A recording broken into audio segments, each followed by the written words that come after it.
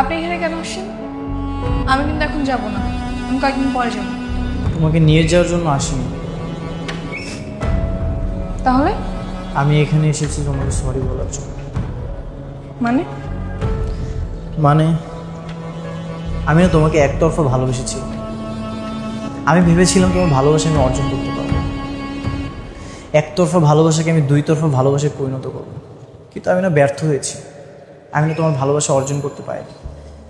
আগে জানতাম একতরফা ভালোবাসায় অনেক সুখ, কিন্তু এখন আমি বুঝতে পেরেছি একতরফা ভালোবাসায় না অনেক কষ্ট।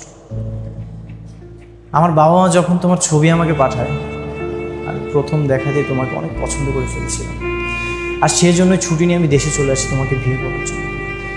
তোমাকে যখন আমি সামনাসামনি প্রথম দেখি তখন আমি অনেক এক্সাইটেড হয়ে গিয়েছি, কিন্তু আমি না কখনো ভাবতে পারিনি তুমি আমাকে রিজেক্ট করে দেবে, তুমি আমাকে বিয়ে করতে চাইবে। একটা কথা কি জানো সিনথিয়া, ভালোবাসে শুধুই তাকে ভালোবাসে বেঁধে রাখে। আমি না তোমাকে বেঁধে রাখতে পারিনি, কিন্তু আমি মন থেকে তোমাকে অনেক ভালোবেসেছি, এখনো ভালোবাসি।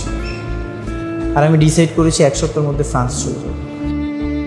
এই কয়েকদিন না যাওয়া পর্যন্ত তুমি আমার বাবা মার সঙ্গে হাসি খুশিভাবে থাকো, তাদেরকে না তুমি বুঝতে দিও। আমি যতটুকু জানি 6 মাসের আগে ডিভোর্স দেওয়া যায়। আমি ফ্রান্সে গিয়ে 6 মাস পরে তোমার ডিভোর্স লেটারটা পাঠিয়ে দেবো। তুমি এগুলো নিয়ে কোনো টেনশন করো না।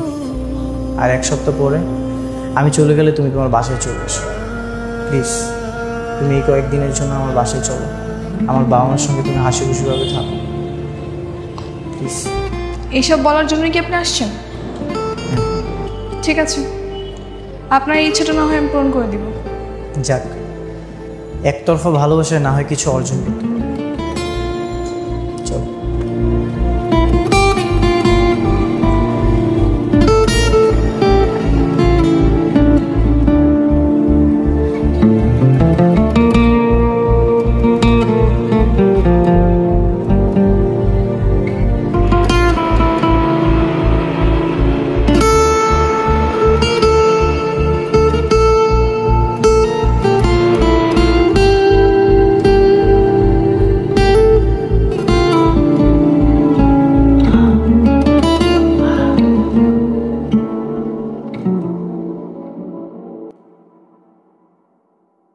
তুমি নাস্তা এনেছো কেন?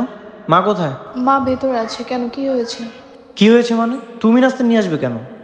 হ্যাঁ এনেছি তো, কি হয়েছে? থাক, দিতে হবে না, আমি পরে খাবো।